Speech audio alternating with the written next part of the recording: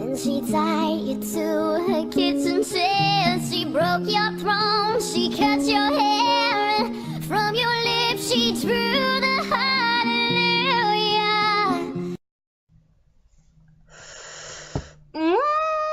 Oh my god, this episode of Game of Thrones was awesome. That's about all I can say, really. It was awesome. Yes. Oh, and about that one, like, I commented on Red Review Team's video talking about my other review, and he said do an impression of him. Alright. There's only like one thing I can remember out of that entire thing. Like, not of like from almost all of his videos. Some of it. He never really says his username. So it's like, I had this one impression. I'm not good at impressions. Not that I know of. Hello everybody! No, wait. Hey everyone, it's Carmine here. And today we're doing another episode of Game of Thrones. Or another epic history. Or, something. I read all of my comments, so comment ahoy. I really don't like Sam and Gilly's scenes because there's no reason for them to be there except for just filler of time, which a lot of people do and don't understand, and a lot of people are, they think I hate them, which I do, kind of. Gilly, though. I don't like Sam. I mean, I like Sam, it's just, I like him different way. Okay, not that kind of different way. Bad. Okay, there you go. An impression. Try my best. But this episode, also I keep on forgetting to put my stupid intro that I worked hard on, in a way. Well, yeah, I mean, I had to edit, I had to make the picture, and then I had to put the picture on music, and I was only allowed, I told myself, I'm only allowed to use one certain part of a song. I can't use a whole song, or else I'll get copyright. Everything just went all red for a minute there. Copyright! There it goes again. What? Alright. So, yeah, I'm doing one rule. No looking at yourself in the camera. Sorry. I'm beautiful, bitch. Alright. Moving on. Game of Thrones episode. Actually, no. Moving on. What I was talking about before, I need to put my stupid intro that I made on this. Remember to do that. I'm telling you right now. Do it. You keep on forgetting. You worked hard on that intro, gosh darn it. At least you worked hard on that picture. And also you have to try to find the perfect phrase of a song. So yeah. Alright. So yeah. Game of Thrones, though, back to the whole business of this video, Game of Thrones was amazing. Somewhat. I mean, there are certain things that I do agree with, Carmine, Red Team Reviews, whatever. I'll leave another link in his thing since I've mentioned him. Everything I mention, I put a link into, at least I try. Yes, I agree. I agree with him on certain things.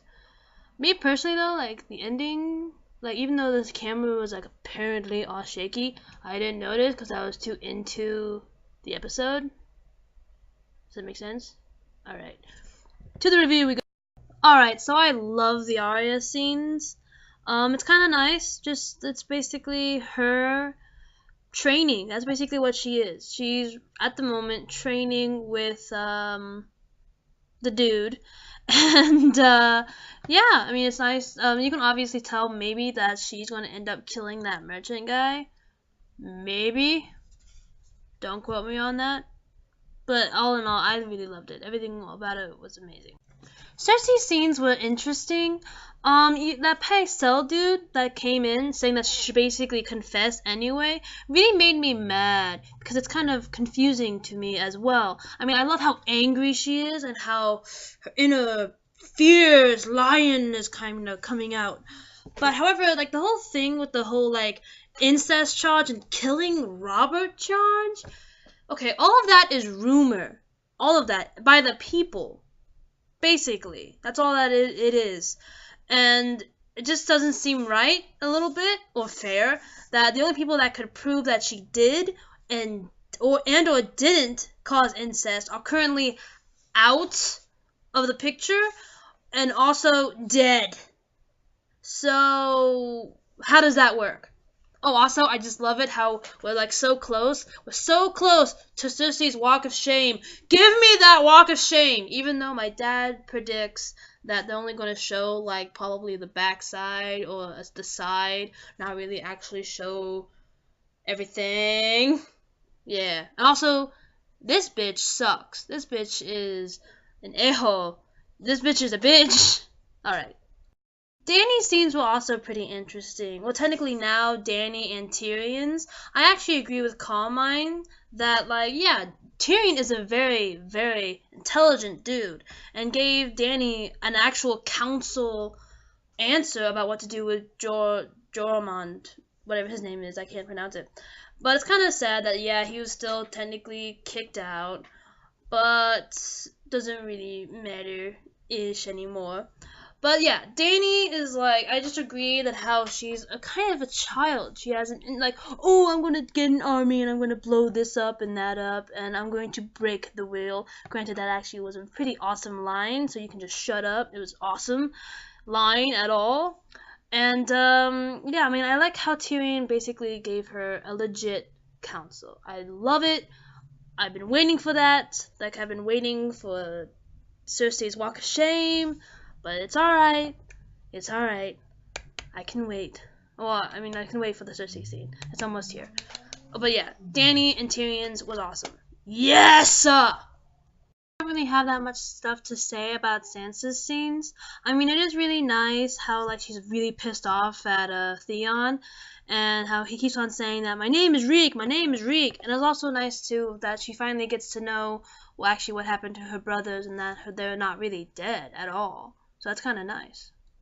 Now we get to the most awesomest part of the episode, the fight or the scenes where Jon is up at the wildlings camp. I think everything went completely amazing. The talks, everything. Now, is it just me though? Am I the only one who loves it when that I forget his name, the redhead dude basically bashes the King of Bones' skull on the ground because he insulted him? I'm sorry, I love it. That was amazing. I really liked it. The meeting where all of them were there. Jon brought up actual really, really good points and basically touched the wildlings' hearts, bringing up the children. Like, the ancestors did this. Our ancestors killed each other over and over. But think about what the children are at cost. And I love how that one dude is like, my ancestors would hate me if I break bread with a crow. And then that one woman is like, yeah, who cares? They're all dead now. She actually has a point. And actually, I do agree that every woman that Jon is like talking to, every wildling is dying. Every female that he talks to is dying, which I think sucks. The fight scene was actually, if you ask me, was pretty good. Again, like I said before in the beginning, I wasn't really paying attention to the camera. I was mainly involved in the fighting itself. So it was actually all really good, if you ask me. It's kind of sucks that they lost the dragon glass and that we don't really know what happened to the dude who was guarding the dragon glass. I'm guessing that he's dead. So that kind of sucks. But I don't understand why, but a lot of people don't seem to grasp how Jon's sword didn't break when the Wild Ring attacked him. Also, wait, before I start explaining, wasn't it hilarious? The face on that Wild Walker when he died was beautiful. It was like, oh shit, what?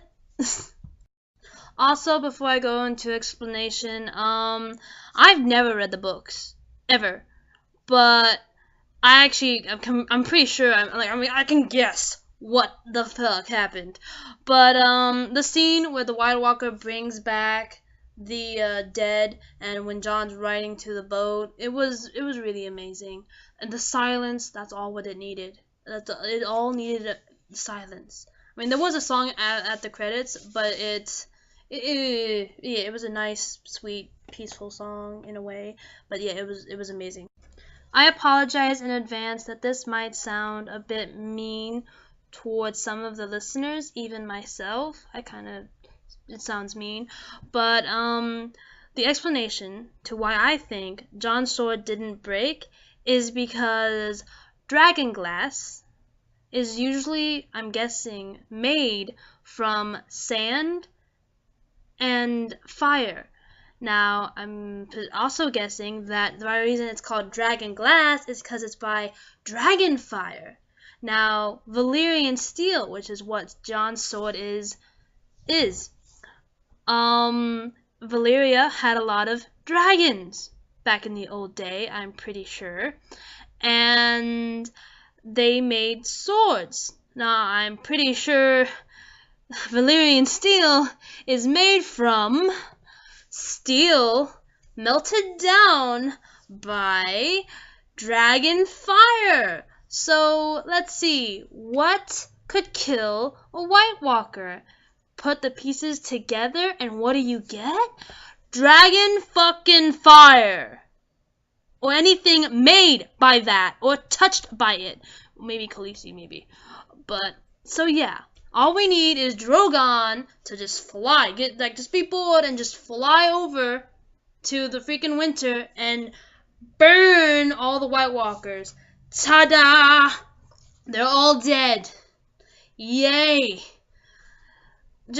I mean, come on, it's obvious. I mean, if that's the actual explanation, it's kind of a little obvious that why wouldn't they make Valyrian steel out of freaking fire from dragons? And then I'm pretty sure in season 1, Ned, someone was talking about how the swords were made by dragon fire. Oh, wait, no, Tywin. Tywin told Jaime about it because he split Ned Stark's sword in half, gave one to Joffrey and one to Jaime because his sword was, huge. So, yeah. I'm like, go! Alright, I'm good now. So there you go. There's the review. Comment, like, subscribe. Go check out Red Team Reviews. And that's about it, really. I need to go get more soda. So yeah. Have a nice day, everyone. Das vidanya.